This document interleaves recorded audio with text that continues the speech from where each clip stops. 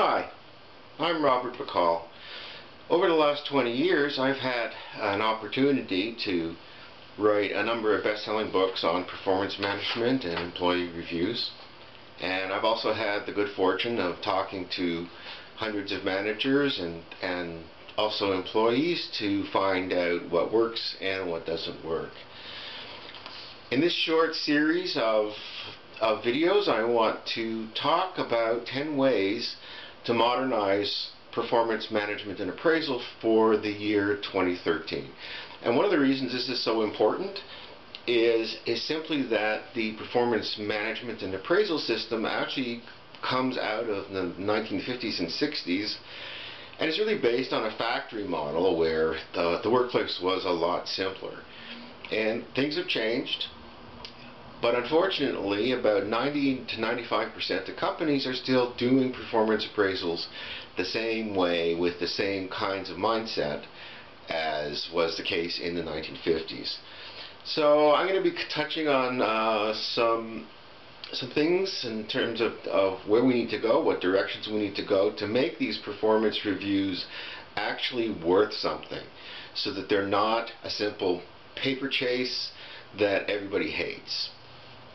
Okay, so the first point I want to make is I want to touch on the notion that we can measure the value of an employee in objective ways and meaningful ways. One of the problems here is we have a tendency to want to use measures, ways of evaluating employees that are simple and easy to measure.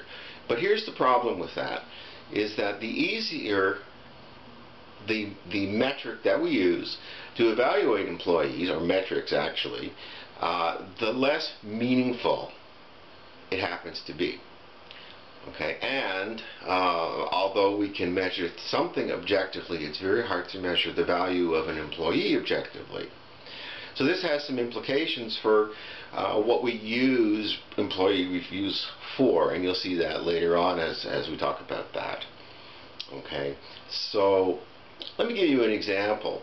Let's take a receptionist, and we decide we're going to evaluate her on a number of objective criteria, and one might be, how often does she answer the phone, or he answer the phone within 3 rings. Now that's easy to measure. We can actually count that. If you're nuts enough to sit there and count it, then you can actually do it, and that's an objective measure. But in terms of customer service, while that is one aspect of customer service, one can imagine a receptionist or someone in customer service doing that 100% of the time, but being actually terrible at the rest of the customer service job. So if we focus on something that's easy to measure, such as that, we aren't capturing the value of the employee. Okay, so remember that when we strive for what we think are objective measurements, we're often not measuring things that are important.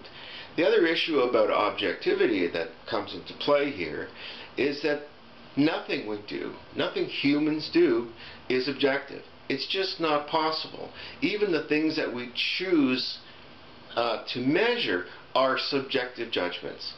Okay, so that's really, really important, because when managers start to think that the methods that they are using, whether it's direct observation, counting something, using rating forms, when they start to think that those measures are objective, what happens is that they don't take into account the perceptions of the employee, and that creates a lot of hard feelings.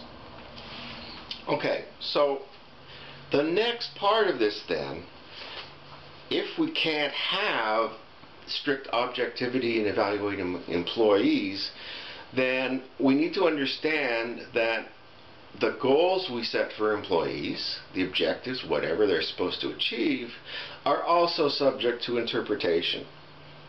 So what we need to do is recognize that no matter what we're doing, since there is no objectivity, it then will come down to the conversation and the shared meaning between the employee and the manager who is involved in setting the goals with employees and also evaluating whether those goals have been met. So remember, especially if you're a manager, there are no objective ways to measure the value of an employee. And when I talk about value, I'm talking about the value of the employee to the enterprise or the work unit. Okay, that's very important. So to sum up so far, okay, we have the myth of objectivity. Get it in your head. Whatever it is, we're not doing it objectively and meaningfully. And that is going to change the playing field so that instead of doing something to employees, we're doing something with employees. And that's absolutely critical. And then the extension of that is that what we do, the goals, the objectives that employees have, plus the interpretation of whether those goals and objectives have been met, then is a subjective process. And because of that, it is a negotiated process. Okay? And the upshot of all of this is that if performance reviews are going to be used effectively, if they're going to have value in terms of improving performance, what that means is that managers need to stop doing things to employees when it comes to performance management, and they need to start working with employees. Okay, more next time.